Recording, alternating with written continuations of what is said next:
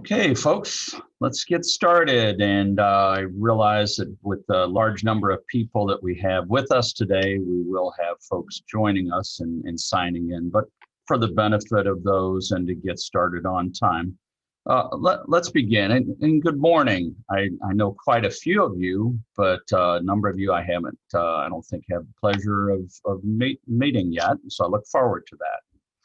I'm Jim O'Halloran, President and CEO of the Missouri Society of CPAs, and I want to wish each and every one of you a good morning and thank you for joining us today.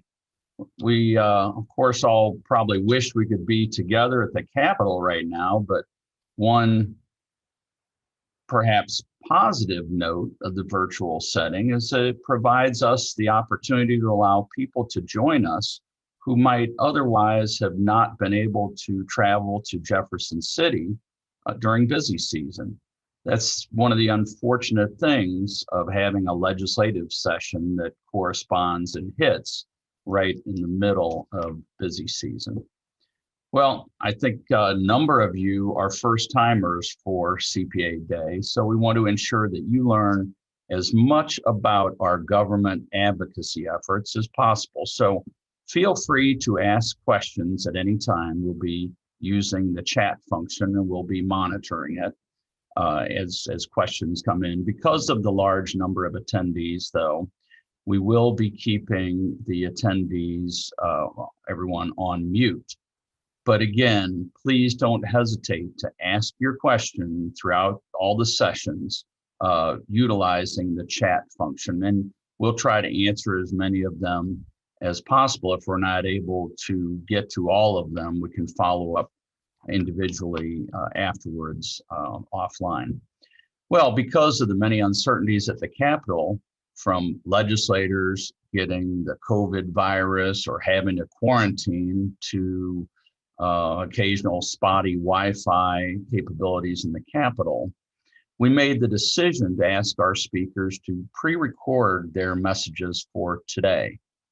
But you'll still have the opportunity to ask questions about anything they've said or referenced.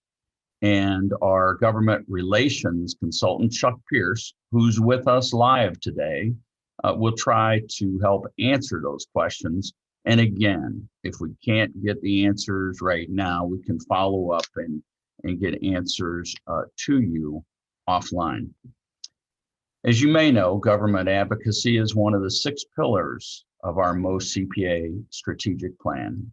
It's something very important to us. With this, we place a heavy focus on advocating for our members and promoting the profession's interests in regulatory and legislative affairs. This includes a number of important activities, including monitoring and responding to activity on issues that might impact CPAs and their businesses and their clients. We also work towards cultivating relationships between key officials and most CPA members. And then one thing that's really pretty important is communicating pertinent issues to members and lawmakers. We have a tax and legislative policy task force, and that's chaired by Jeff Parkinson, a member with City Utilities in Springfield. He's with us today. This group meets on Friday mornings virtually at this point in time during the legislative session. And we review activity from the week and help provide guidance and advice to Chuck Pierce on any action that might need to be taken on behalf of our members. We truly do appreciate the efforts of this task force because, again, they're giving us their time during their busy season to help give advice and guidance.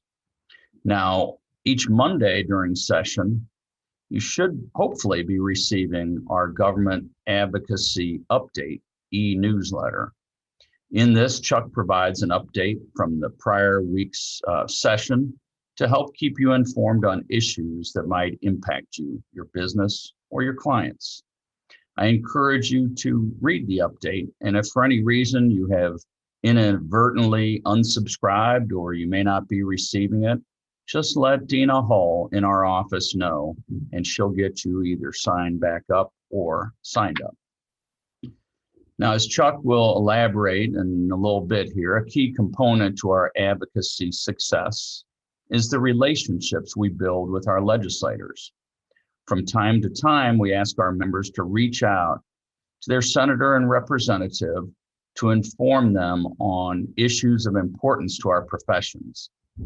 Now, if you're willing to serve as a key person or a key communication contact with your legislators, please let Dina know. Even more important, if you have a personal connection with a lawmaker, for instance, if you see them at church or attend church with them, or your kids play together, or they're on the same sports team, or maybe scouts, these are just some ideas of activities where you may become acquainted with your lawmakers. Let us know if you have that connection. Having a direct and meaningful connections really can make a difference, and you can be the one really to help provide advice and guidance to them when it's needed. We also have a nonpartisan political action committee that supports candidates who share our views on issues pertaining to the profession. I won't elaborate too much on this right now because our PAC chair, John Gamble, is going to say a few words in just a couple of minutes. But know that our members' contributions do make a big difference. Well, that's a high-level overview for those of you who are joining us for the first time. I also encourage you to check out the advocacy section of our website. And of course, feel free to reach out to us with any questions. And don't forget, use the chat function during this session today. Next, we have the honor of having our 2020-2021 MOCPA board chair here with us today to give us a few words. Chairman Mark Reditek is from Kansas City, and he recently retired as president of Marks Nelson CPAs. Like many of you, he's gearing up for Sunday's big game. Well, please welcome Mark Reditek. Thanks. Thank you, Jim. Good to see everyone, and glad that everybody's on board. As Jim said, that he said it's an honor having Mark saying a few words. I'll tell you, Jim, it was the first time anyone's ever used the word honor with any of my speeches. So thanks for that, Jim. You made me feel a little presidential today. Also want to point out that we talked this morning and decided to wear a tie and a sport coat. I just want everybody to know it's the first time I've worn a tie and a sport coat with my pajama bottoms for ever. So anyway, as Jim said, I hope everybody's getting ready for the Chiefs to run it back at Super Bowl on Sunday. Hard to believe that Chiefs Kingdom waited 50 years to get to another Super Bowl, and then here we are doing it back to back. So got to believe there's a lot of excitement from Kansas City, hopefully to St. Louis and Kirksville to Springfield and everywhere in between. So I know too, there's a lot of excitement from Cardinal Nation also, as they acquired one of the best current players in the major leagues. And as an FYI, I live in Kansas City and spent most of my professional career here. But I grew up in St. Louis, and I remain an avid Cardinal fan. When I heard we got Nolan Arenado, I about jumped off my bar stool when I heard the news instead of falling off my bar stool. So a lot of excitement across the entire state, including CPA Day. So welcome, everybody. A lot of first timers and a lot of our seasoned professionals on board also. So it's great everybody's been able to attend. Obviously, as Jim said, love to be together, but as I look out at my window here in Kansas City, it's starting to snow. So we sometimes have some weather issues, but I think we have over 80 people attending today. So that's great. I want to echo what Jim said. We truly appreciate you taking the time to join us today. Those, as Jim mentioned, that in public practice may be in the middle of your busy season. For those in private companies and organizations, could be dealing with closing your books, preparing for your audit, filing tax returns. And I know we have some educators on board.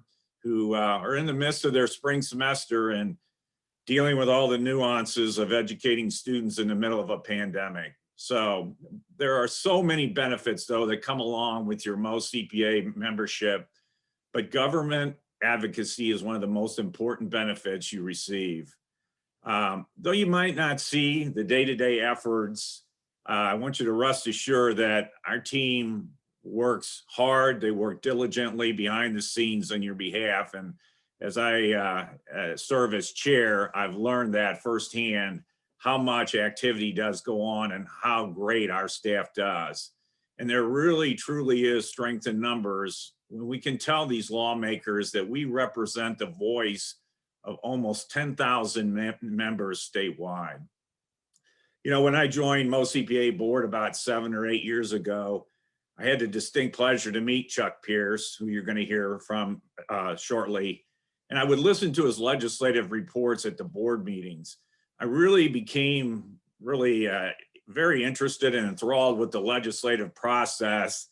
Quite honestly, I probably didn't pay enough attention in my government and civics classes when I was in high school. But I was so impressed with Chuck's knowledge, his engagement, and his commitment in advocating for our organization. And over the past 2 years, I've been a part of that Friday morning legislative brief that Jim mentioned. And I've just been amazed over the years at the amount of legislation that's been discussed, debated, and enacted, which, you know, really do impact all the members of MOCPA and especially some of their clients. So Chuck, to you, I say thank you for all you do for MOCPA. And if MOCPA had a Hall of Fame, you'd be one of our first inductees. So thanks again. You know, CPA Day has always been one of my favorite days. And though we're virtual today, I encourage everyone with us today, especially those that this is their first CPA Day, to make it a point to mark it on your calendar for next year. And don't have a date right now, but we will make sure and get that out to you as soon as we can. And come to the Capitol and be a part of this really, really impactful day for MOCPA. You know, as Jim mentioned, government advocacy is one of the 6 pillars of our strategic plan. You know, and as a somewhat of a refresher, our other 5 are community and connectivity, diversity and inclusion. And I want to mention that thanks to Cassie Meshke, who led our diversity and inclusion task force and committee. And I want to mention that Rex Carter is taking over for Cassie. And we really look forward to working with Rex. And our other strategic planning pillars are learning and development, digital transformation, and the professional pipeline. Today, I want to share with you some important and exciting news related to our professional pipeline. And as you may know, we have a very, very active educational foundation, which is chaired by Steve Morley. And for those who don't know Steve, I call him our MOCPA Energizer Bunny, who's the accounting department, also the accounting department chair at UMSL. You know, our foundation does a very impressive job of working with over 32 accounting schools in Missouri. From there, we have nearly 300 accounting educator members and more than 2,000 student members. And MOCPA has provided many outreach opportunities for these members, including hosting certain student events to help them introduce to opportunities in the profession, offering resources to help them to prepare for the exam and licensure. And right now, that's with CPA evolution coming down the road and other things that have changed. It's kind of a moving target. And providing scholarships to help defray the cost of rising tuition. And I think many of us know what that cost means. And in addition, we hold regular roundtable discussions with educators so they can share their challenges and best practices with their colleagues. And, you know, because of, you know, this has been virtual, I've been able to attend a lot of these meetings, and it's really been enlightening in what educators and students are faced each day during these really very difficult times.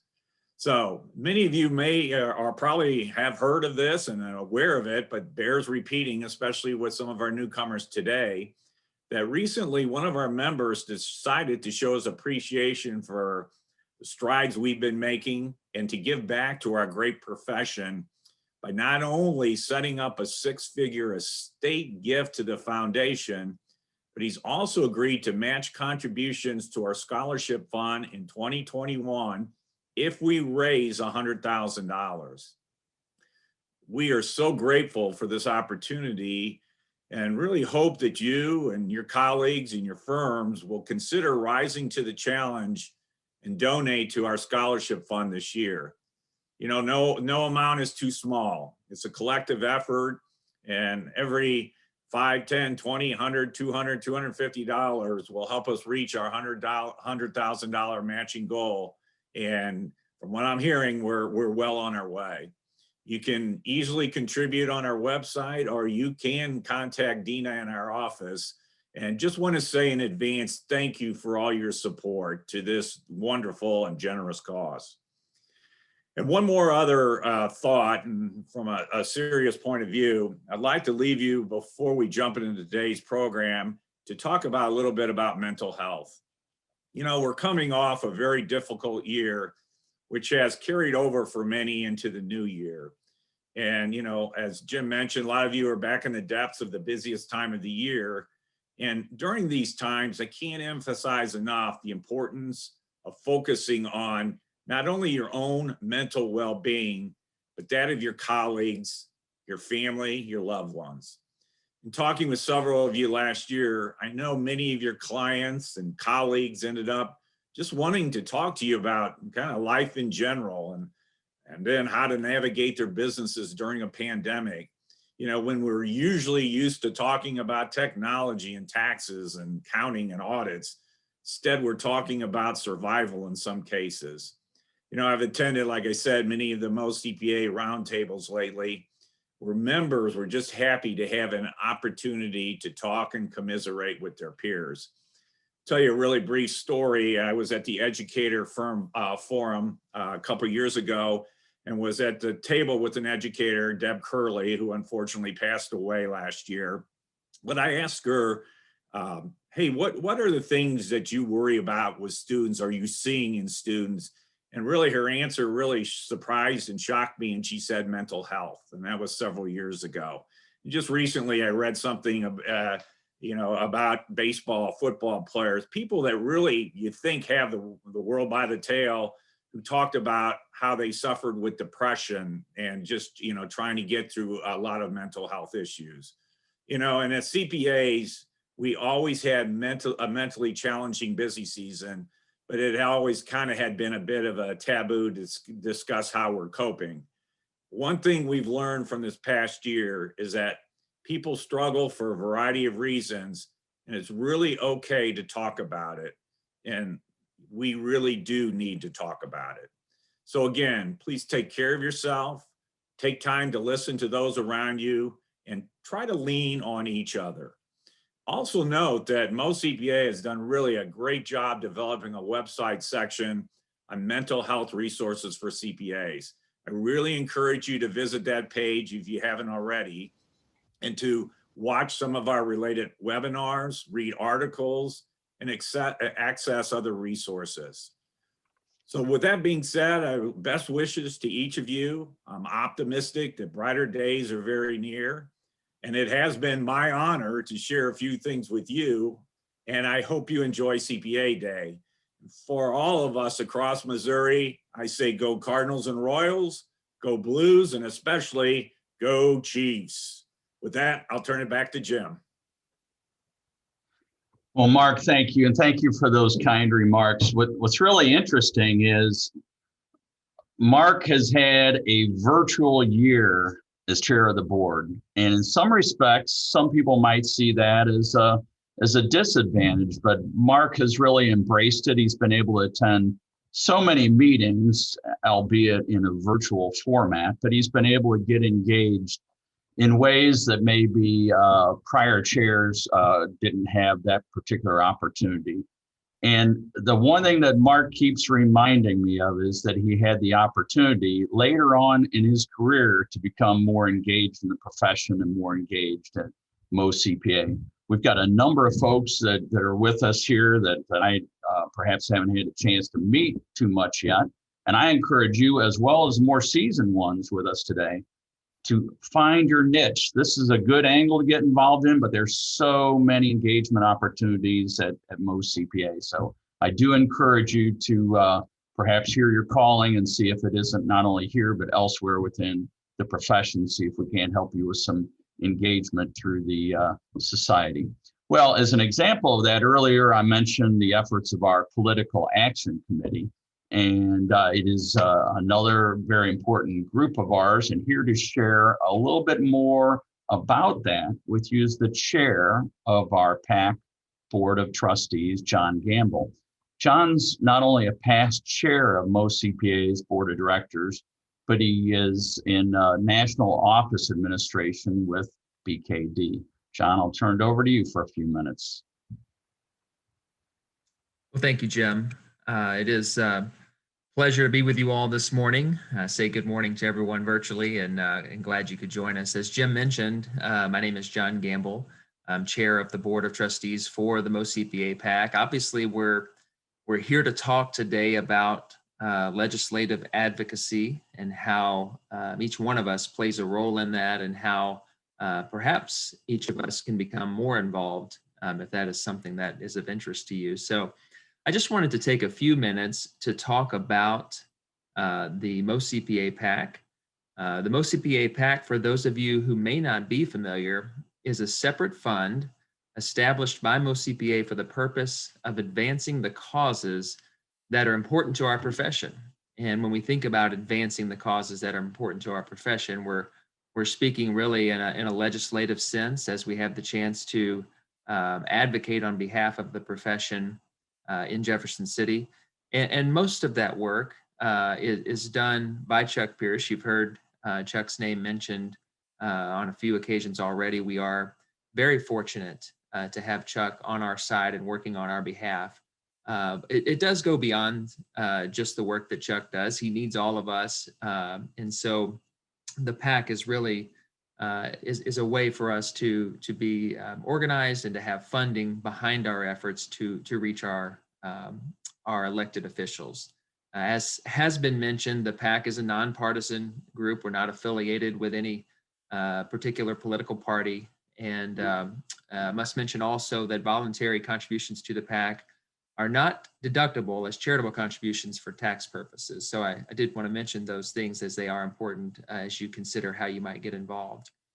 What is equally as important, if not more important, is to understand how the financial support of the PAC by CPAs in Missouri impacts what we're doing on the ground. That support is critical to ensuring that the collective voice of the profession remains strong at the Capitol. The dollars, our dollars that are contributed to the PAC, are utilized to fund efforts to keep our elected officials informed about legislation that can impact the profession. We know that Chuck works tirelessly in that regard every day during the legislative session and throughout the year, informing our legislators about those matters that are of importance to the CPA profession. As Jim has already mentioned, it's also incumbent upon each one of us, as we have connections to our legislators, to keep them informed about those issues of importance. One other thing that's very important, an important use of our funds, the PAC funds are utilized to support state candidates for office who advocate for issues of importance to the profession. Another area where Chuck is critical to our success, and to that point, Chuck is of course on the ground and is able to communicate back to the Board of Trustees so that we as a body can offer that financial support to those candidates who provide that additional voice for the CPA profession in Jefferson City. If you are a past contributor to the PAC, we certainly want to express our sincere appreciation for your support. Many of you have contributed in the past. And our ask of everyone participating today is that you consider how you might either continue your support if you are a past contributor, or begin supporting the efforts of the PAC with a financial contribution that will ensure the voice of the profession remains strong in the ways that I've talked about here today.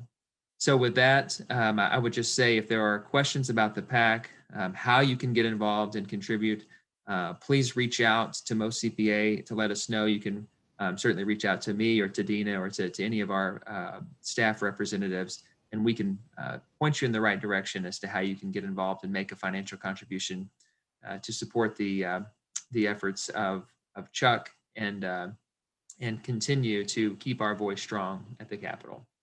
With that, I say thank you, and hope you all enjoy the remainder of today's virtual CPA Day presentations. Jim, I'll turn it back to you. Well, thank you so much, John. We really do appreciate your efforts and also those of your PAC Board of Trustees.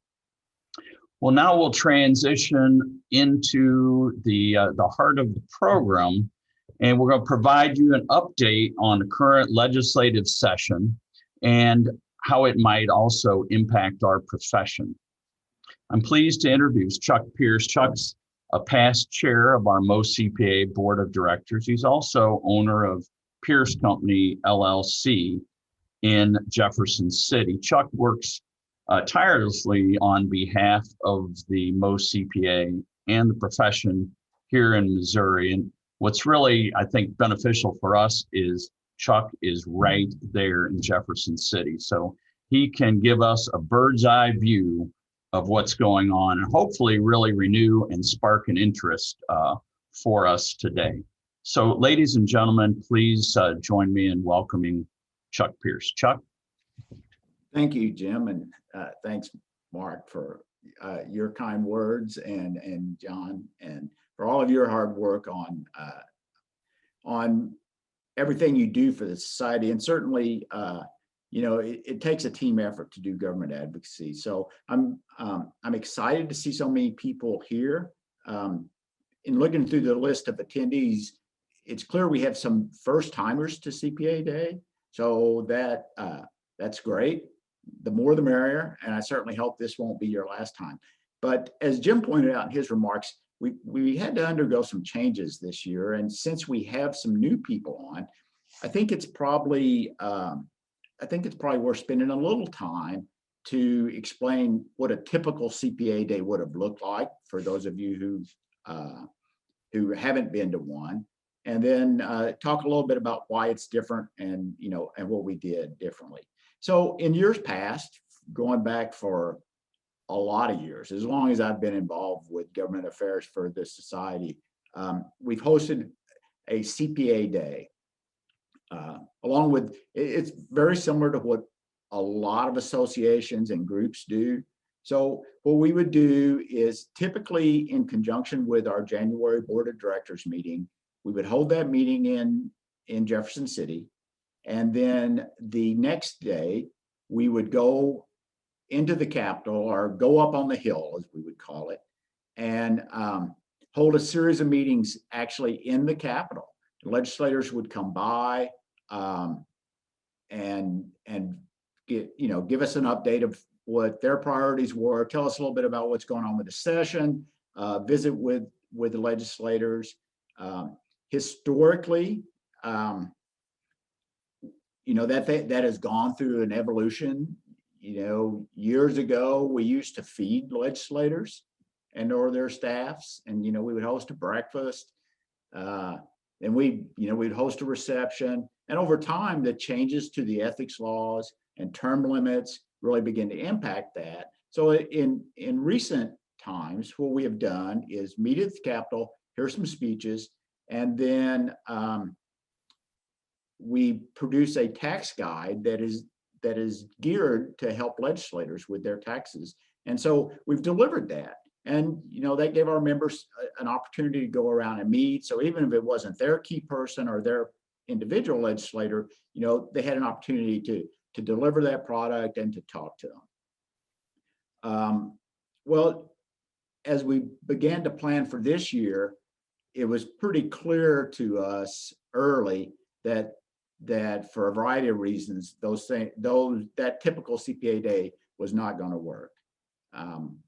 First and foremost, as you can imagine, the impact of COVID was something that was very real to us as we managed that. During the interim, there were a couple special sessions. Even into last legislative session, there were starts and stops because of COVID. The legislature would meet, then they couldn't meet. There were changes to the rules. Some legislators want to meet face-to-face, some do not. And then on top of that, we have a lot of our members who either by their choice don't want to travel, or they're working in an environment where their firms or employers have prohibited them from travel. So we felt like that was going to be quite a challenge to have people there. We really had in fact, 1 week, and one of the weeks that we typically would target for CPA Day, the House of Representatives didn't meet the entire week because of COVID. They had several outbreaks, and so they went home to allow people to isolate. So you can imagine if we'd have had, dozens and, if we'd have had the 81 people on this call show up at the Capitol and there were no legislators there, it would have been a pretty hollow event, The only good thing about that is we wouldn't have had any trouble getting a hearing room because they would have all been empty. So we'd have had ample space, but we'd have had very, very poor content. The other thing we ran into, and this is really political insider baseball, but in the last election, voters approved some additional restrictions on giving and basically banned any gifts to legislators from a lobbyist or a lobbyist principal. So a lobbyist principal is anybody who engages a lobbyist. So that would be most CPA. So that means we cannot give anything of value. So we really decided that probably meant the flash drive that we put our tax guide on, that we carried to the legislators to hand that out. And so in addition to not being sure we would have legislators, not being sure people would travel, we really didn't have a reason to go to each of those offices and hand them something. So we've retooled to a virtual CPA Day, and kind of structured that a little differently. And I'll get into that and talk about it. So what I want to do is give you a little overview of the session. Then, we have some very distinguished guests that have agreed to record videos for us. And I think that'll be very informative.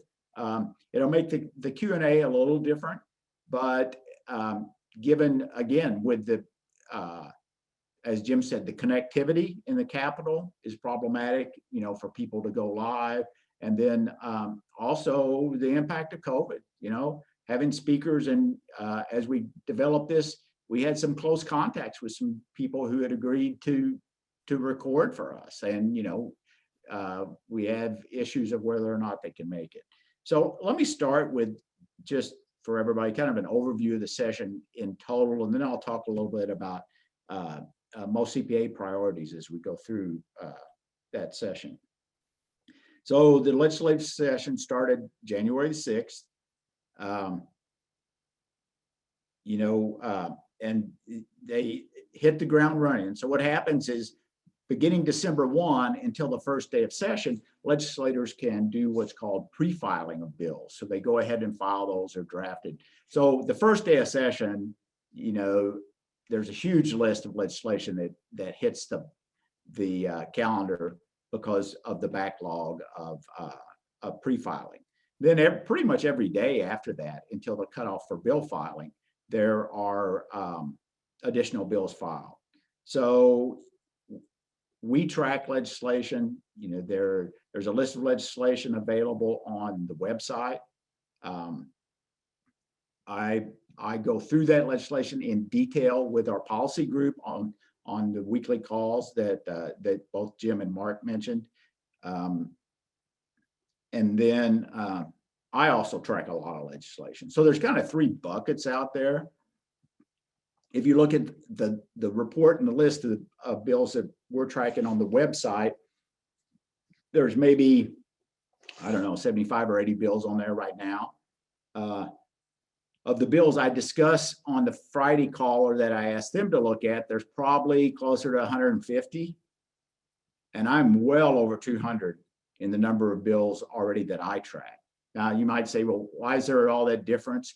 Okay, so I have to track a lot of stuff that may never see the light of day, because as we get late to the session, bills that are only tangentially related to something else may become a vehicle. So we can find a bill that really wasn't on our radar screen that all of a sudden becomes one of the most important pieces of legislation that ever passes. You know, a few years ago, we had a very small innocuous tax bill that would have exempted from Missouri income tax the monetary stipends for Olympic gold medalists. Okay, so that's not a bill that really, you know, grabbed everybody's attention and got them. The next to the last day of the session, that bill was amended to include a gas tax increase, and the entire bill had to go to a vote of the people.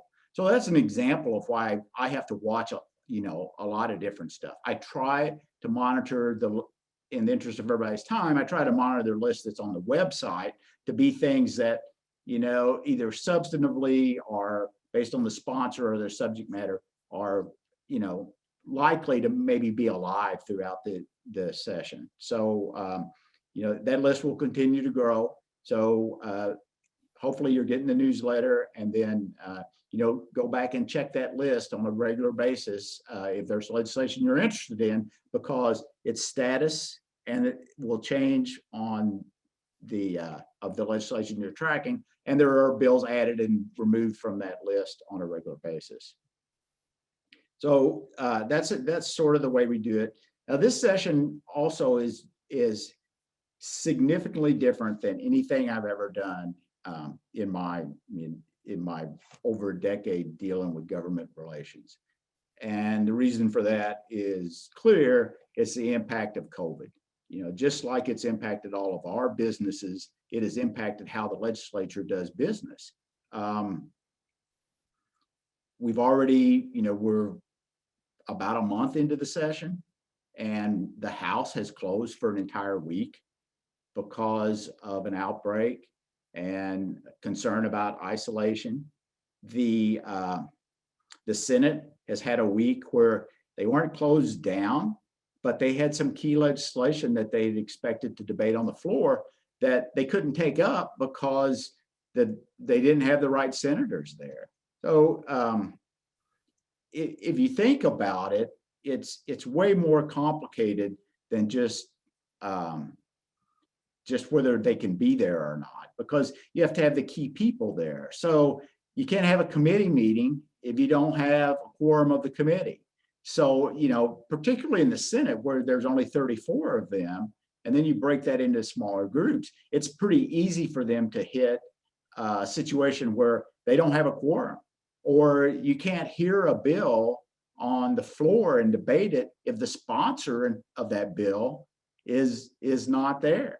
Conversely, you don't really even want to hear the bill. Why it would seem kind of contrary. You don't want to hear a bill when you know the opponent's not there, because you're just buying trouble. I mean, they're going to come back. And when they do, you know, they're not going to be happy that they didn't get to weigh in on the floor, and they're going to try to, you know, probably try to submarine or sabotage that legislation in a later stage. So, you know, they want fair debate on the floor. They want to continue to go forward with that. So, you know, what that's created is really a situation where we are just week to week trying to decide what the legislature can work on, what they get to, and whether their priorities are going to be done. They're trying to prioritize some legislation up front that they know they have to get done in the event we have another, you know, spike and we shut down for a week or two. So we'll see. The environment in the Capitol is significantly different. All visitors have to come through one door.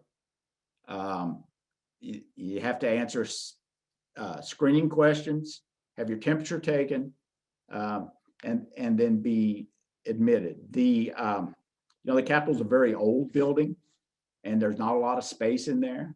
So they're trying to do social distancing in committee rooms.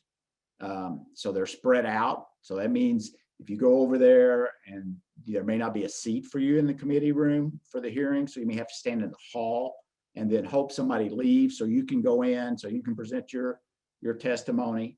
The other thing that hampers the legislature, that whereas all of us in our businesses, just like this, have adapted to the environment of not being able to go face to face using Zoom and other virtual devices to meet, the legislature is really hampered by law and the Constitution in doing that. They really have to meet. I mean, they have to have human beings and bang the gavel and have count noses and have the right number of people there. They have to hold a live hearing. Now, they've made huge advances in this year in trying to make things accessible. The House video streams all of their hearings, and the Senate at least has an audio link for all of their hearings. The House video streams the floor debate. The Senate has an audio stream. They have gone to allowing a lot more written testimony and registration of witnesses, which in the past, if you wanted to be heard in the Capitol on an issue, you had to physically show up. There's still a lot of that. If you have a complex issue and you expect questions from the committee, then you better go over there, because they're not going to reach out to you individually. They'll take your written comments, but you'll lose an opportunity to make your key points. So there's still a lot of live people attending at the hearings. Unlike Mark, this is not the first time this year I've had to wear a coat and tie and regular pants underneath that and make an appearance at the Capitol to explain something and to meet with a legislator. And it's all different. It's just like many of you have clients who expect you to come to their office and meet with them just like they normally would. There are legislators who expect you to come and meet. Some wear masks, some don't. There is not a mandate for that. So you just have to navigate that environment as you go along. Also, just like us, the legislature is really discouraging groups and large sessions. In a typical year, every day, well, at least Tuesday through Thursday, you would have the Capitol would be full of school groups. School buses show up, and then all the 4th and 5th graders show up, go through a tour of the Capitol and get introduced on the floor, and none of that's happening. Large groups, associations are not meeting. It's eerily quiet when you go over there. The lobbyists, we go over when we need to, but just to go over there and make an appearance and hang out, that doesn't happen because space is at a premium. So, I don't want to be over there sitting in a hearing room that I could watch online and take a seat away from somebody who has a greater need to be there and who centrally needs to present information. So, it's had a huge impact, and we'll see. Hopefully, we get back to normal by next session, and we go back to business as usual. Now, even though they're having difficulty working on that, there's a lot of really important stuff that the legislature is trying to get done this year, and they're trying to work that in around the COVID interruptions as much as possible. But the budget, constitutionally, the state has to pass a budget. Those hearings have started. Again, that's substantially different. Used to be budget hearings where the rooms were just packed. All the agencies and the lobbyists are there, vying for their piece of the pie. That's not the case. The budget is been impacted a lot by the CARES Act funding, and the state actually has a lot more money in the budget than they anticipated. It's a combination of 2 tax due dates in the same fiscal year. It's a combination of CARES Act. Some revenues are still fairly solid and stable. So what they don't know is how that ends up and what goes in the next one. So So the budget hearings are progressing and hopefully don't get interrupted. The, again, approved last fall by voters was a measure to expand Medicaid. So there's really not a lot for the legislature to do relative to the expansion. But in the short run, they have to find a lot of money because the state's required to match that up front, even though it may generate some other economic development down the road. So that's a big issue.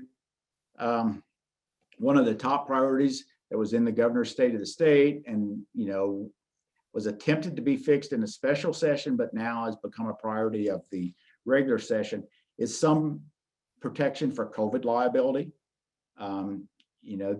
We entered a situation with COVID where employers, manufacturers, healthcare providers were really going into a lot of uncharted territory. CPAs are considered essential services.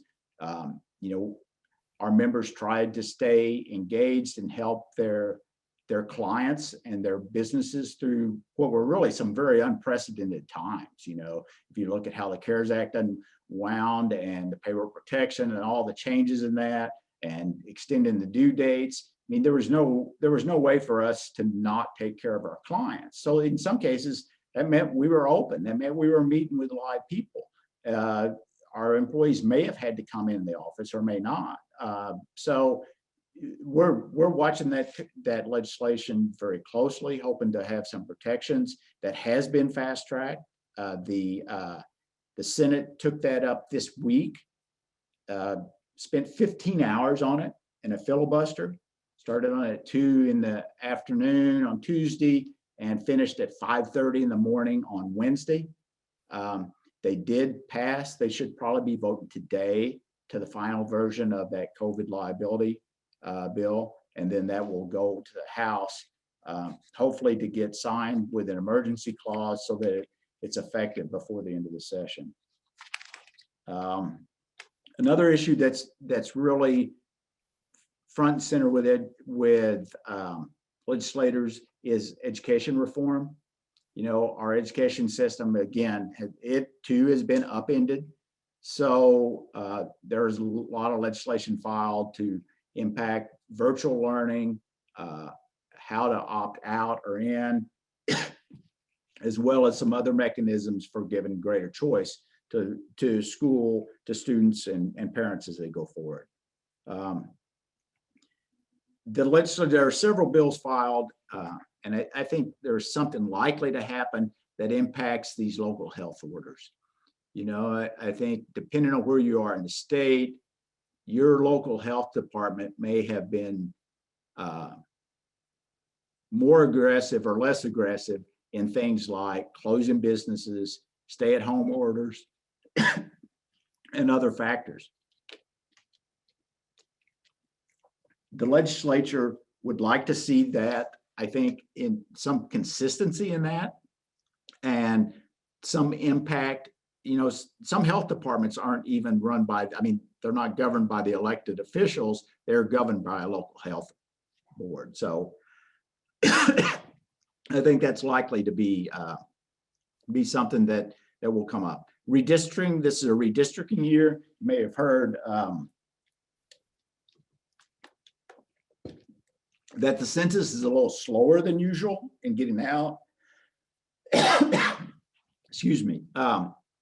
But once those numbers are presented, the legislature has to redraw and balance districts. So that will come through the committees and the structure of the legislature later in there, and will take maybe a lot of time, maybe not much time, depending on the impact of the census. And then there is a measure to increase the gas tax.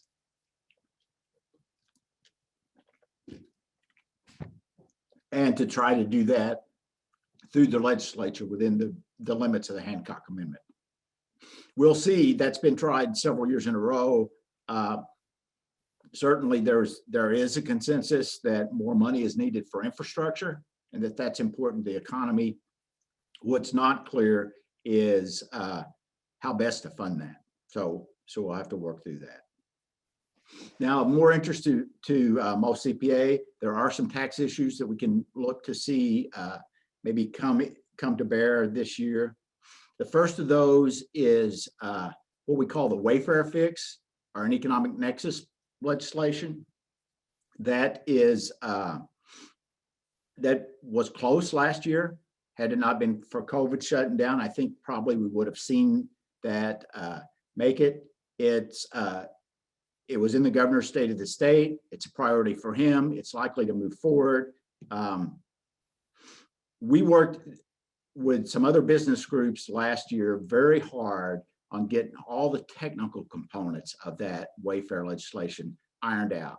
And I think there's strong consensus on what the technical parts of that, the definition of economic nexus, the thresholds, things like marketplace facilitators, that language is all in there. The hang up and would cause this not to pass is the fight is over what to do with the money. So, Wayfair and expanding economic nexus brings in rough numbers, maybe $100 million to the state. Some people would like to put that in a reserve fund. Some legislators would like to see that just flow through to the budget and be appropriated in normal means. And then some legislators would like to see that fund a tax cut, particularly on the income tax side. So that's going to have to be worked out for there to be for the Wayfair legislation to pass. So that legislation is not moving quickly, but I think there's a lot of work behind the scenes to get to some consensus on what happens with the money and then move that forward. There's some minor bills that tweak the sales tax due dates. If you work in that, that based on your threshold, you may remit different times of the month. So there's a couple bills to consolidate those. I think those look likely to pass at some point if we have enough days in session. There's a handful of what I call special tax incentives, deductions, credits for things like law enforcement, educators and their expenses. There's a bill for foster parents, adoption credits. There's legislation to address the deductibility of cannabis expenses for the medical marijuana providers. So, those are all moving. We'll be looking at that. And then, there's some COVID related tax kind of issues. In the session last year, there was legislation passed to specifically exempt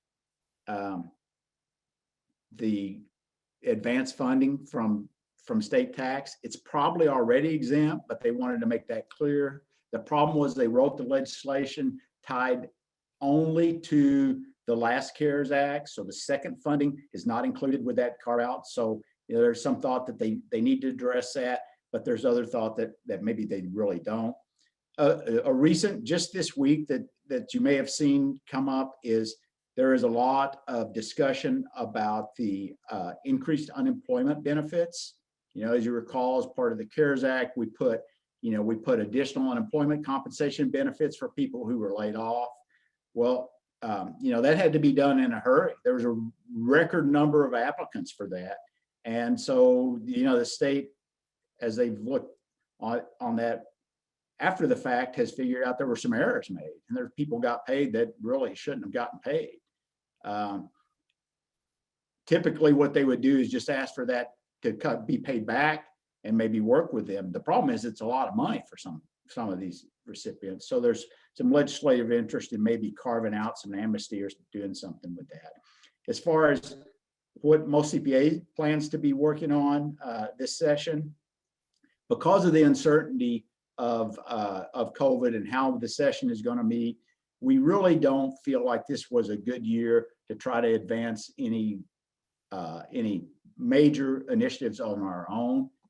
And thankfully, we really didn't have any. We had a very successful session, even though it was a short one last year.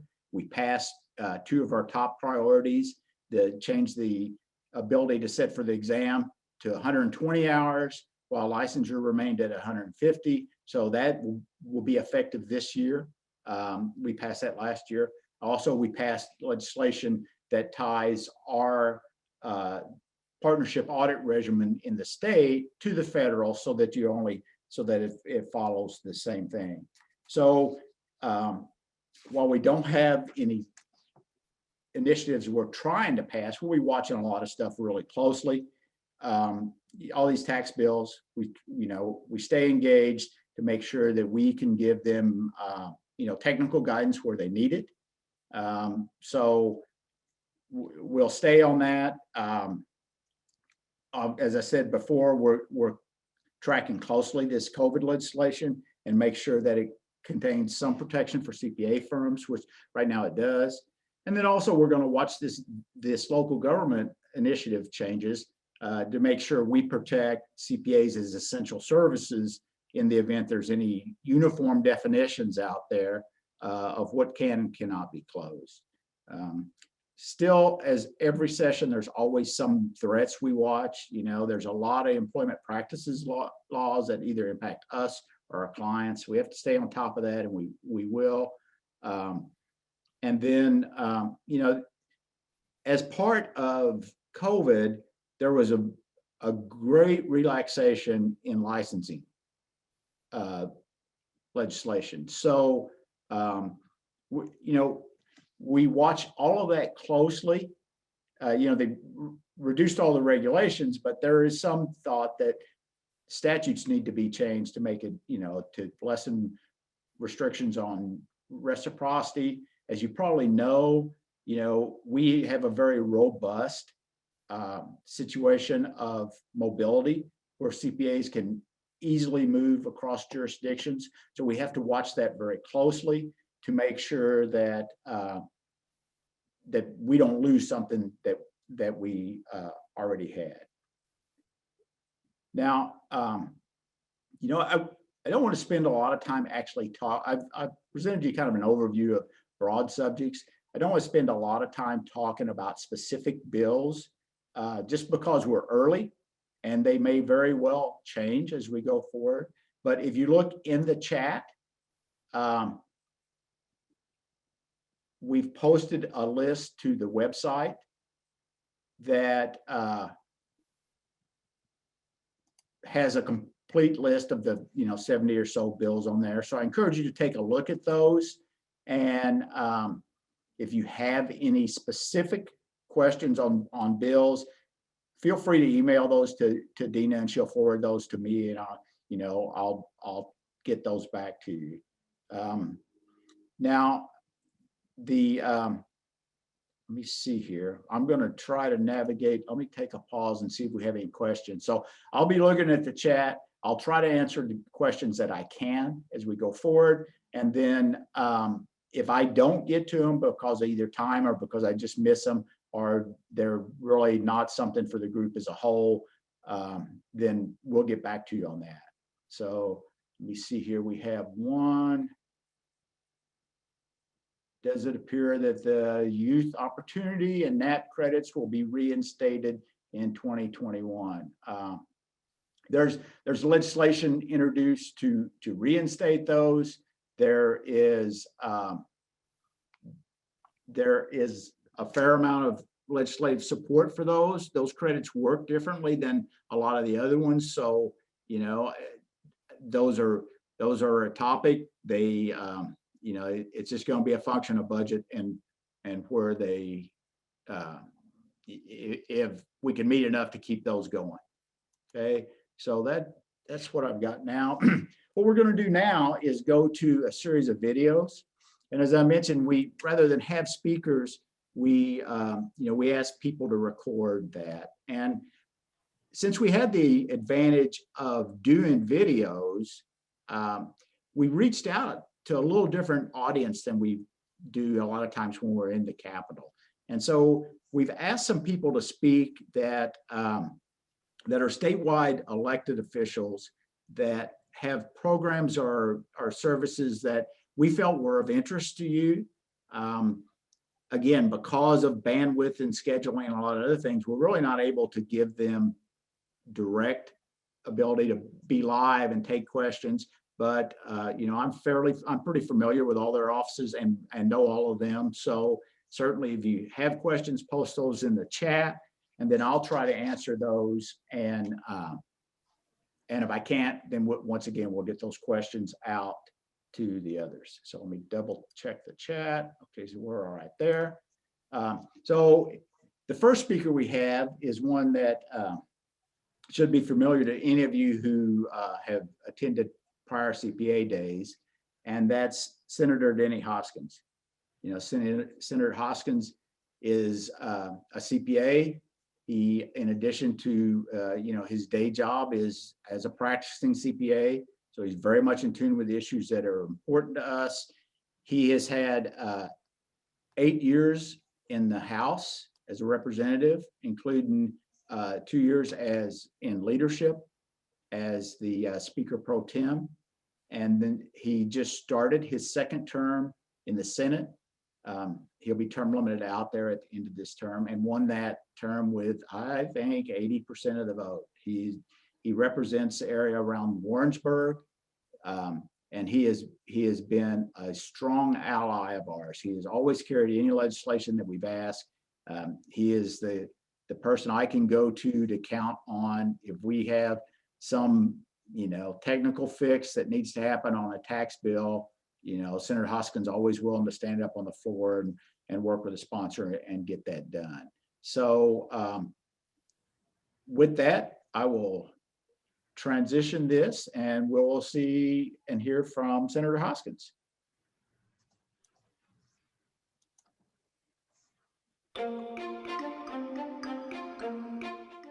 Hi, I'm State Senator Denny Hoskins from Warrensburg, Missouri, and I'm here to welcome you to CPA Virtual Day here in Jefferson City at the Missouri State Capitol. This year, we've gone through a lot of changes. One of those changes, at least for me in the Missouri State Senate, is I am now chairman of the Senate Economic Development Committee.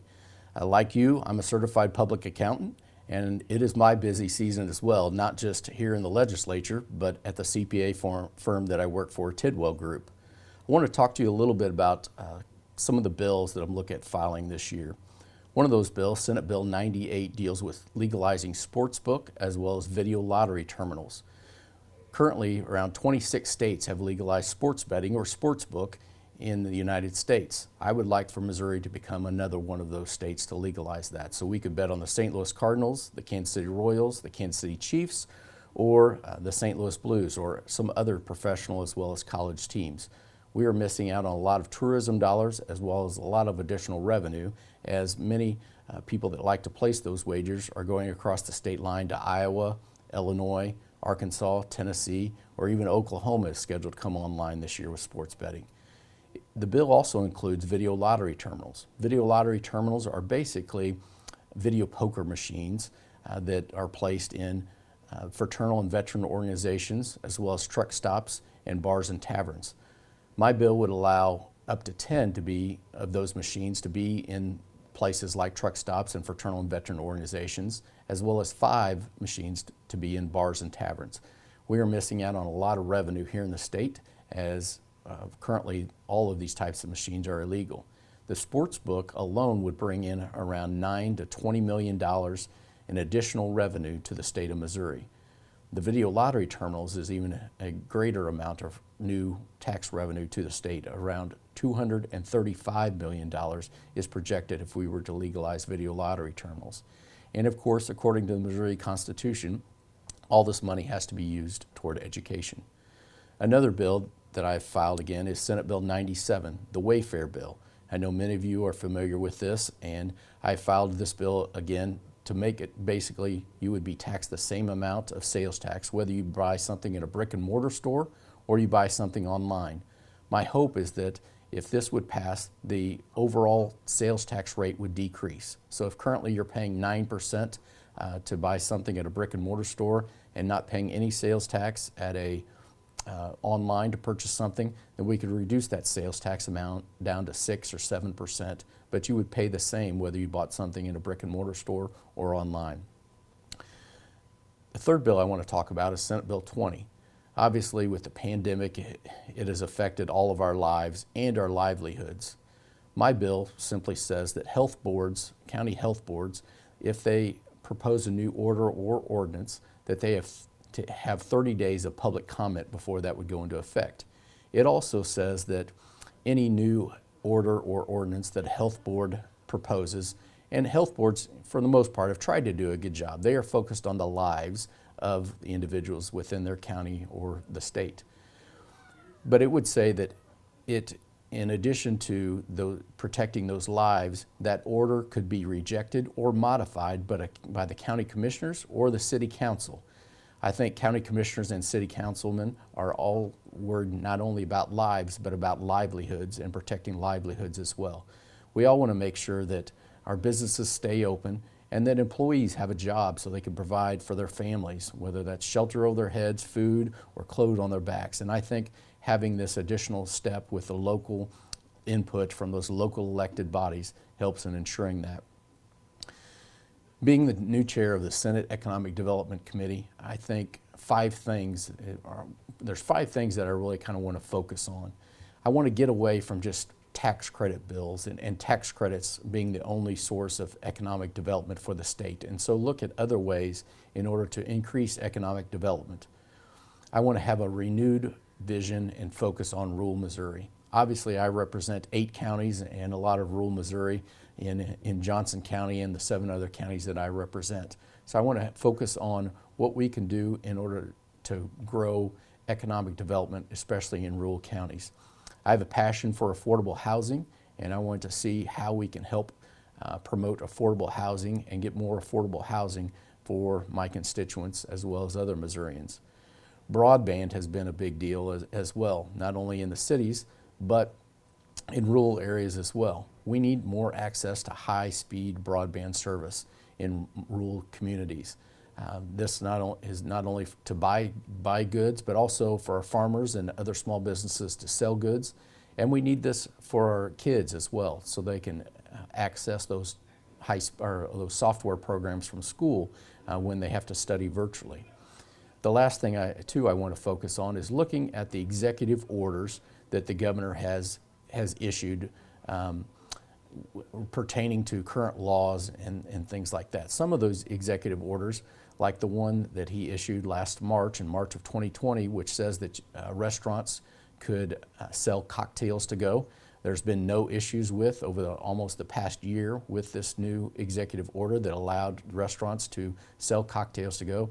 I have 3 restaurants that came to me within my district and said, hey, this has really helped us out and helped us stay afloat during these tough economic times when there's been less foot traffic coming in their restaurant. My bill, Senate Bill 283, just basically legalizes the current executive order that allows cocktails to go as long as you purchase a food item in our restaurants. I know it is kind of troublesome not being able to have in-person CPA day this year, but I encourage you to stay engaged in the process, and whether that's calling your state senator or state representative, emailing them, or scheduling a Zoom phone call or conference, I think all of those are important. Also, I know many of you are out and about, and whether it's at a chamber event or CPA event or anything, any type of event back to your district, if you see an elected official, go up to them and say, hey, my name's, Mr. or Mrs. CPA, and I really enjoyed visiting with you at CPA Day at the Capitol. Unfortunately, we weren't able to come there this year, but most certainly, if you have any concerns or questions, make sure you give me a call.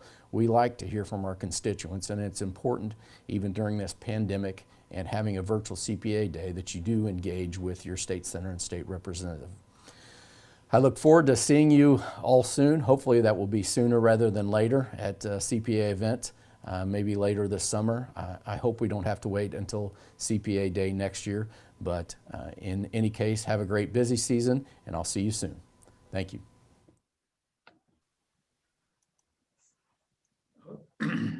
Okay, I'll look.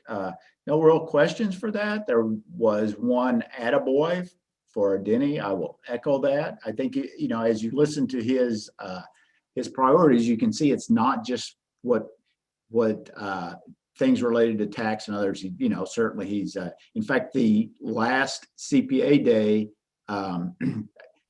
last year he carried the video gaming bill as well. And I think that was one of the biggest questions he got from some of our members was progress of that legislation. He does a lot to break out of the stereotype that some people have that CPAs are only focused on tax and number situations. So I think he's a very good representative for the profession. So there is a question about where the funding from legalized gaming would go. Under the Constitution, it has to go to education. And then there's a further question on that regarding the addictions. The industry is also required to fund certain targeted programs to address gambling addiction and to make sure they post links to places where people can get help. So those are a couple of good questions there. Okay, next, in keeping with the spirit of speakers who administer programs and have to do with things that directly impact CPAs, we're going to hear from Patty Fanger. Patty is the executive director of the Missouri State Board of Accountancy. The Board of Accountancy is responsible for regulating all the licensees in the state, including the members. As Jim is so fond of saying, they regulate and we advocate. And so that's a nice balance. And I will say that it's a balance that I think we strike well. We have always had a spirit of great cooperation with the Board of Accountancy and work with them on any changes. And they do likewise. We regularly attend their meetings and, have certainly found Patty to be very open to hearing our thoughts and to communicate, and has made herself very accessible to CPAs when they have questions about their licensing. So with that, we'll hear from Patty to give us an overview of what's going on with the Board of Accountancy.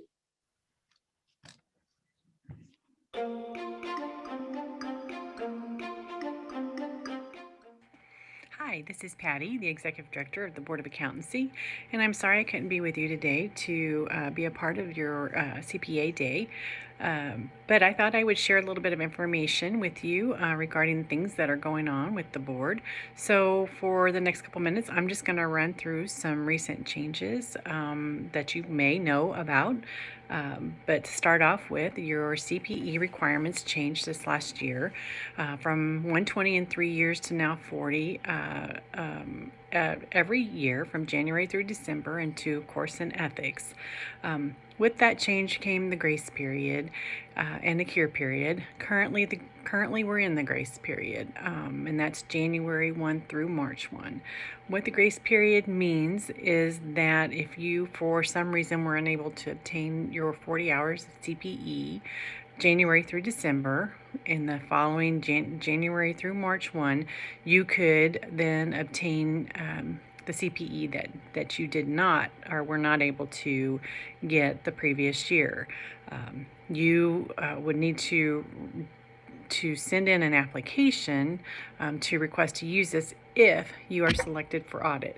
There is no need to do that unless you are selected for audit. You will find more information on this on the board website, so please look there, and you can always call our office. There is also a cure period, which I'll touch briefly on, as it's not in play at this point in time, but if during an audit it was found that you had something disallowed, then you have an opportunity to cure it. So those are new changes that we think will help CPAs quite a bit in meeting their CPE requirements. So I wanted to update you on that. Last year also we had a new statute, or an update to a statute, that allows our candidates for the exam, CPA exam, to now test at 120 hours versus 150. And so there's a little bit going on with that to include a rule amendment that will line out the educational requirements, and that is in process as we speak. With this statute change, it also eliminated residency requirements for those who are taking the exam.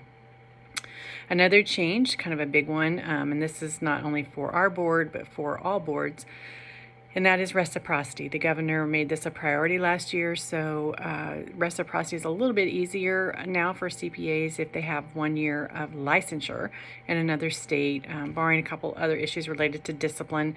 They can apply for reciprocity and receive it in Missouri. Some other issues going on. There was some minor changes to updating the standards and regarding qualifying CPE programs. And there's clarification on sponsored CPE programs such as through NASBA, the AICPA, through the state societies. Is when you take CPE through those organizations, it's approved. Those organizations have gone through NASBA sponsorship, their criteria, and so it's approved. So when you take CPE outside of that, it has to be looked at a little bit more. So the rules now kind of spell that out, what's approved for CPE.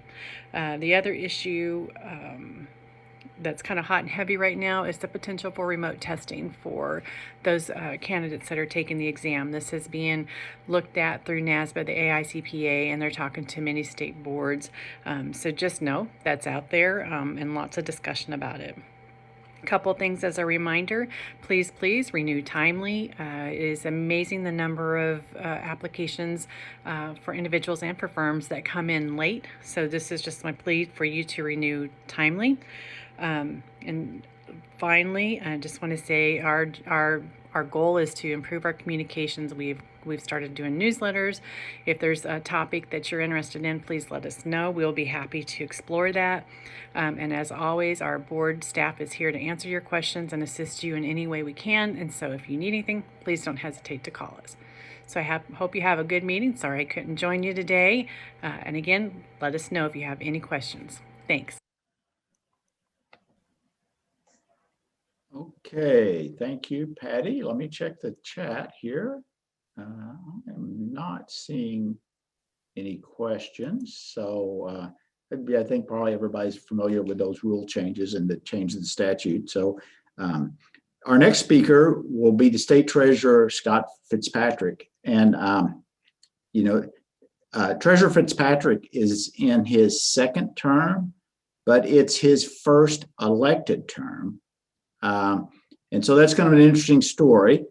When former Governor Greitens resigned, it set about a chain of events of people who had to get appointed to replace. So the governor resigns, the lieutenant governor, who's now the current governor, Mike Parson, took his spot. Then there was an appointment to the lieutenant governor spot, and we'll hear from that. But the state treasurer at that time was Eric Schmidt, and there was an opening because of the election for the attorney general. So State Treasurer Schmidt was appointed to the attorney general, and then Scott Fitzpatrick was appointed to the treasurer. So he got there the first time without an election, but he won handily in the last election. Is in his second term. We've worked with Treasurer Fitzpatrick a lot. Prior to being appointed state treasurer, he was in the House of Representatives and served as the budget chair. So, he was an integral member of the House of Representatives. He's a really solid guy. He's a small business owner. Pretty interesting story there, really. He started his own dock repair business down in the Table Rock Lake area when he was in high school, continued it through college, and is a very successful business. And so he is, he's a guy that gets it from a business perspective. He really knows what it means to worry about making a payroll and taking care of customers. And I think you'll find the treasurer's office handles a lot of programs that impact our members that you might not know about. The other thing you'll hear from him, he shares the CPA's pain relative to the CARES Act. That was passed in a hurry. And what the state found was they had a lot of money and the rules weren't written yet, just like CPAs did for their clients. And the governor appointed the treasurer to head a committee that helped try to decipher what guidance there was out there and decide how to get that money out to local governments and where to spend it without having to pay it back. So now I'd like to hear from State Treasurer Scott Fitzpatrick.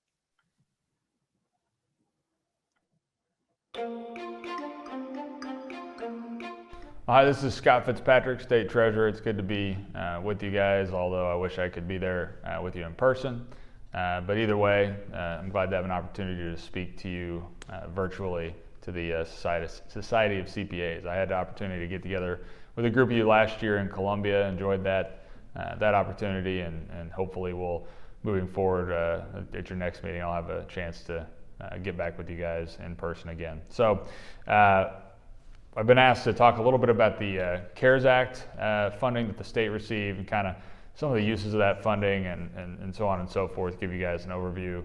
Obviously the CARES Act was expansive legislation that had wide-ranging tax implications for taxpayers all over the country, but also had a lot of stimulus funding that came through the state governments as well, whether it be through unemployment enhancements or the thing I think most about these days is the coronavirus relief funds, which were paid out to all 50 states. There were opportunities for local governments of a certain size to access that funding directly from Treasury in DC.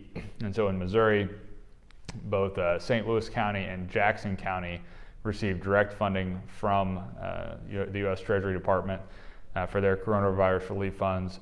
The state of Missouri received about $2.1 billion directly from the federal government for coronavirus relief, specifically in the coronavirus relief fund. This was money that was originally slated to be spent entirely by December 30th of 2020.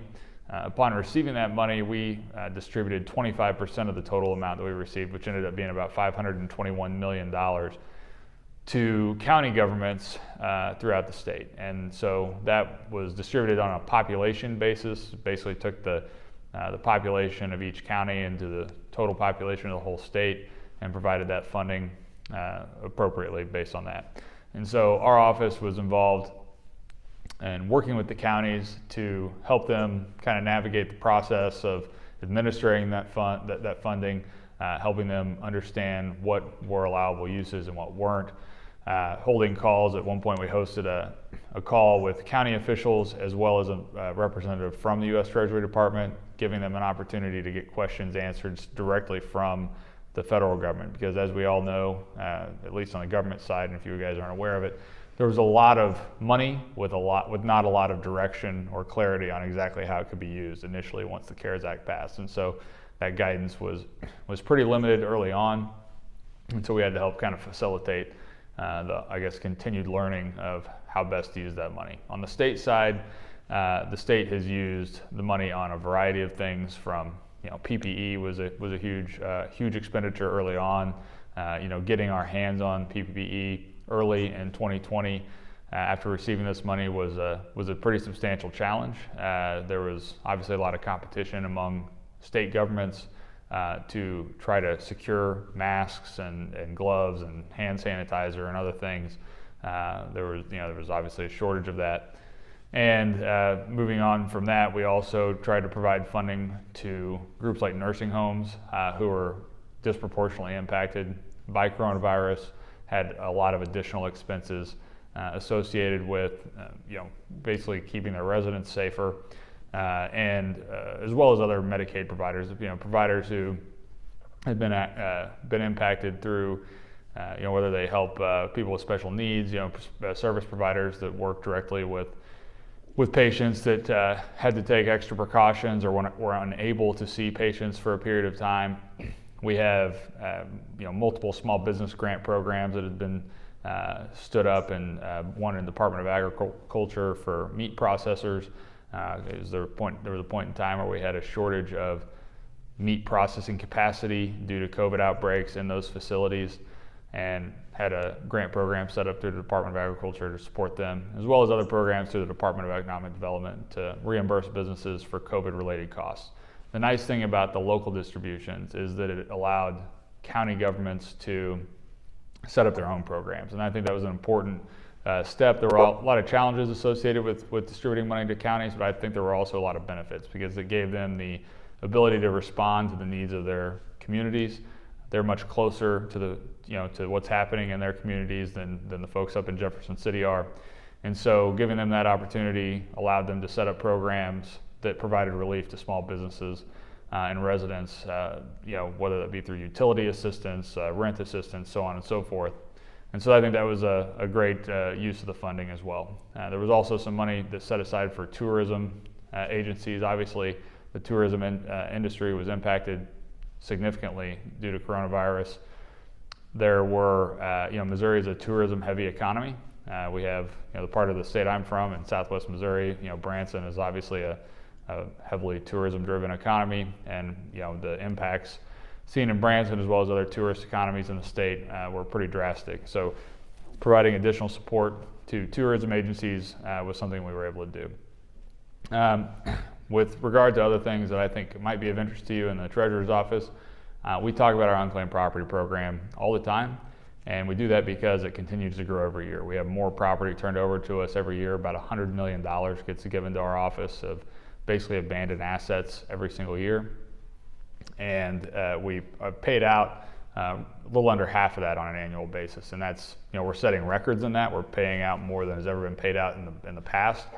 But it's still a situation where more money comes in on an annual basis than we're able to locate people and pay out. And so we like to talk about that. You guys as CPAs dealing with your clients, we would encourage you to make them aware of our unclaimed property program, help them locate their unclaimed property. You can go to our website, showmemoney.com, or you can go to treasurer.mo.gov. Either one works, and you can search unclaimed property for yourselves or for your clients and determine, sometimes we have businesses that have unclaimed property.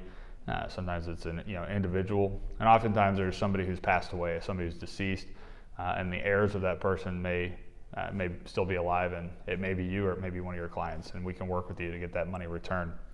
And then for those of you who deal with businesses, small businesses or farms, we run a program in our office called Missouri First, which is the state's linked deposit program. And linked deposits essentially allow businesses to access capital through their bank at a lower interest rate, because what happens is a bank who is participating, and you can find a list of participating lenders on our website, but a bank who participates in the linked deposit program can work with their customers to apply for a linked deposit, and it's generally, like I said, for small businesses and farms that need operating cash or that are looking to expand a facility or buy a piece of equipment or hire more people, whatever the use of the proceeds may be for that. But they can apply for a linked deposit. The State Treasurer's Office will place money in the bank at a below market interest rate, so that the bank can make that loan at a below market interest rate to the borrower. So the discount to the borrower is about 30%, that's the mandated minimum reduction. The interest rate would go down for that borrower, with a linked deposit. Obviously, in higher interest rate environments, it's more attractive. But even now, in this interest rate environment, we still have over $400 million in funding in that linked deposit program right now, which is $400 million that is, in Missouri banks being used to provide loans to small businesses in our state. So we encourage you to guide your clients in that direction if it's something that would make sense for them.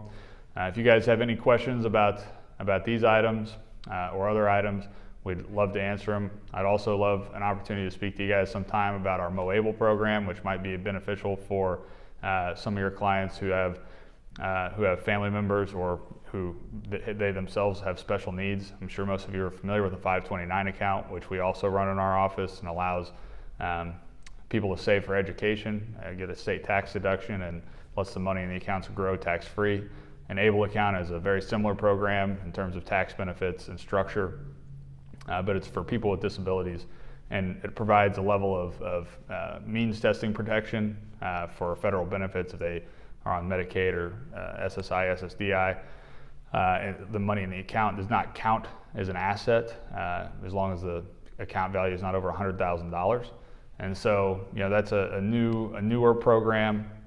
that some of you may not be aware of, but we'd love to answer questions about that because it could be a good fit for some of your clients that are looking to save money for the future that have special needs or disabilities. So with that, thanks for your time, and we'll look forward to, again, hopefully seeing you guys sometime soon. Thanks. All right, really appreciate Scott's participation. As I check the chat for questions, I just would point out we have 2 more videos, but they're really, really short. We're running a little bit long, but certainly hope that you guys can stick with us. Probably be 10 minutes or less, but if you can't, we certainly understand that too. So yeah, somebody with a shout out to Scott, excellent presentation. I echo that. He really has a lot of programs that are of interest, and he's participated in the tax committee meeting once before and gave them a lot of information. Our next speaker will be the Secretary of State, Secretary Ashcroft. He just started his 2nd term. He was elected to a 2nd term. He was elected the 1st term. He is actually a 2nd generation elected official. His father was elected as state auditor, attorney general, and governor, and then he also served as the U.S. Attorney General under President Bush. So he comes by his interest in politics naturally. He is both an engineer and an attorney, and he'll talk to you a little bit about what the Secretary of State does. While clearly about overseeing of the elections, there are a lot of other duties that impact businesses that are handled by the Secretary of State. So, Attorney General Ashcroft.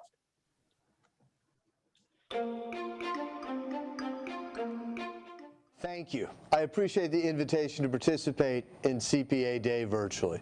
The Secretary of State's office's responsibilities are much more than just elections. They include business services, securities oversight, regulation and investigations, election and administrative rules.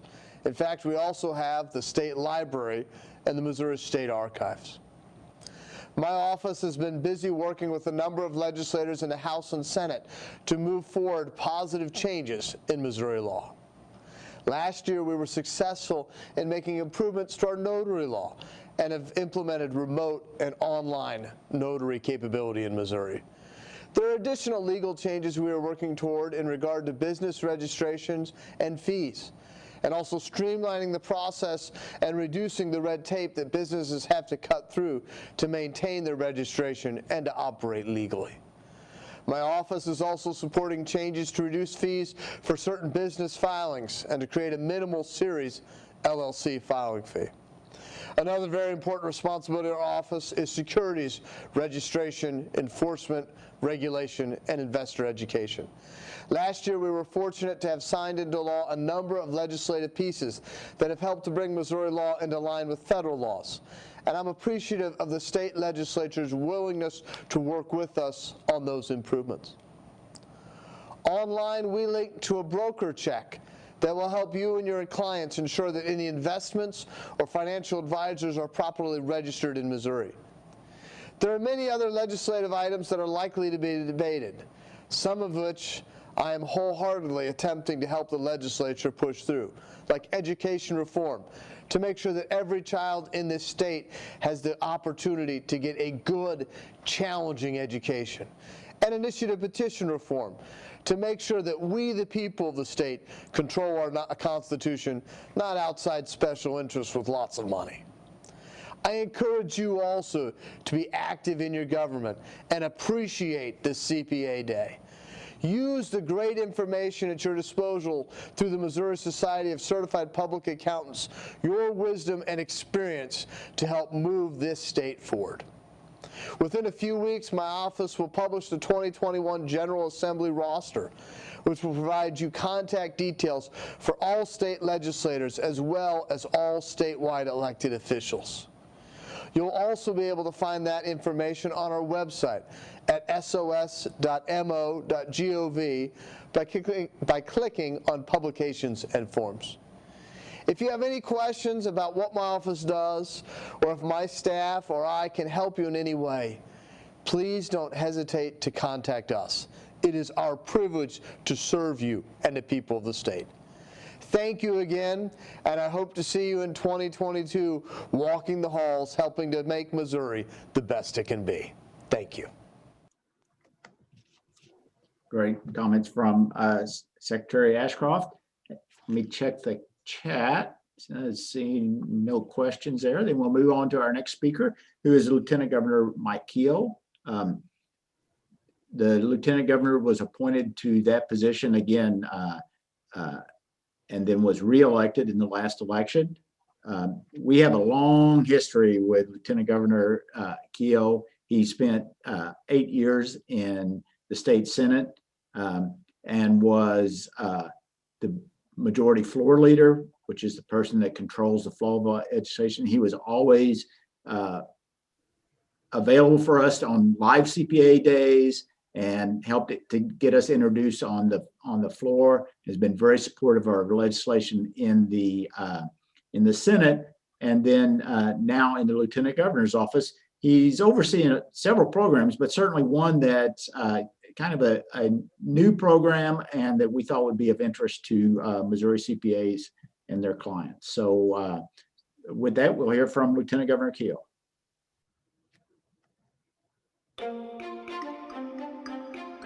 Hi, I'm Missouri Lieutenant Governor Mike Kehoe. On behalf of Missouri's General Assembly, thank you for the insights you provide to Missourians relating to accounting, taxes, audits, and other financial matters.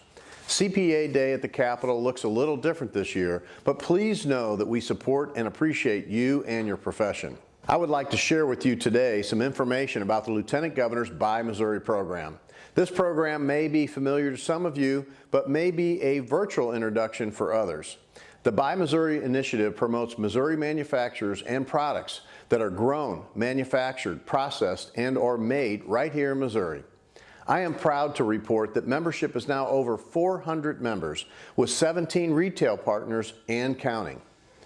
BuyMissouri.net is a great resource where Missourians can browse for Missouri-made products by searching an interactive map or specifically searching by company location or company product. We also recently rolled out the newest component of the program, the Buy Missouri Retail Partnership.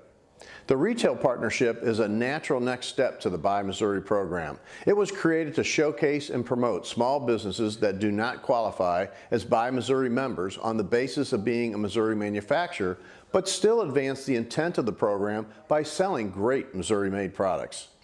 I encourage all Missourians to purchase local every day, but especially now as Missouri's economy continues to rebound successfully, I might add, from the challenges presented by COVID. In doing so, we promote Missouri's businesses and grow the state's economy. Be sure to visit BuyMissouri.net for more information. You can also find us on Facebook, Twitter, and Instagram. I'd like to close by reminding each of you that government does not make the state great. You, our people, make the state great.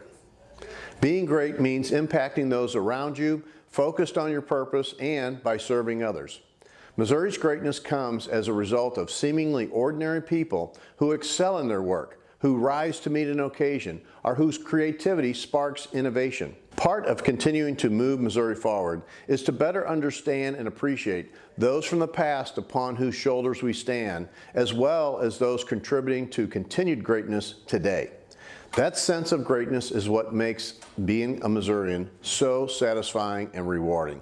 Thank you for allowing me a few minutes to say hello and share some information about the Buy Missouri program, but most importantly, to thank you, Missouri CPAs, for all you do to make our state great.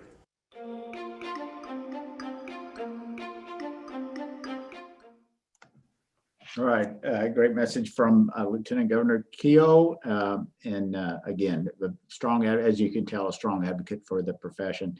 So that's the end of our presentation. Certainly, I want to take an opportunity to thank all of you for participating this year in this changed environment, and for all that you do to help me reach out to legislators. That the being involved with us and getting that information out is is critical, because that's really what makes the difference here. And so, as Jim said in his opening remarks, please, if you have a contact with, with term limits, legislators change every 2 years, at least to some measure. And so we always need our database freshened up with people that have contacts. And so if you know them, if you go to church with them, if you attend the Lions Club or the Rotary Club with them, if they're your client, even if you don't want to disclose that they're your client, we understand that confidentiality, but let us know you have a personal relationship with them. We're not going to ask you to lean on somebody. It's just that ability for you to be able to say, hey, this is important, and reach out to me if you have a question. So let me check the chat. I don't see any questions. So that's it. Again, I thank you everyone wholeheartedly. And with that, I'll turn it over to Jim. Well, Chuck, thank you again for all you do for the profession and on behalf of our members, and your remarks about the key contact or key person aspect is so important. So folks, if you do have any connections, please let Chuck or myself or Dina know. It can make a difference down the road. Thank you also again to MOCPA Board Chair Mark Raditek, and thank you to our PAC Board Chair John Gamble, both of which provided updates today. Thank you to Jeff Parkinson, who's with us, and along with his Tax and Legislative Policy Task Force, the group that meets through session to help give Chuck advice and guidance. And lastly, thank you to our production crew, Lindsay, Dina, and Dan, who helped make all of this possible. Well, that concludes our program for today, but I do encourage each of you to stay updated on our advocacy efforts and to get engaged as much as possible. Again, feel free to contact us with questions, and thank you for being here today. As was mentioned, weaved throughout the program today, hopefully we'll get a chance to see you in person at this event next year in Jefferson City. Our outreach, I think, really does make a difference. So until then, stay safe and well, and this concludes our program. Thank you for being with us today.